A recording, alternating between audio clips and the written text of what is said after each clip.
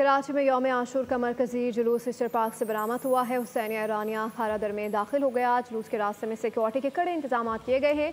मज़ीद तफसीलात जानते हैं मोहम्मद काशान से। यौम आशूर का मरकज़ी जुलूस अपने मुकर्ररा रिवायती रास्तों से होता हुआ जुलूस का अगला हिस्सा जो है वो हुसैनिया ईरानिया इमाम बारगाह में दाखिल हो गया है। जबकि आप देख सकते हैं कि अज़ादारों की एक बड़ी तादाद मौजूद है जो कि प्लास्टिक मार्केट से इस टाइम पर गुजर रही है। बड़ी तादाद अज़ादारा ने हुसैन की मौजूद है।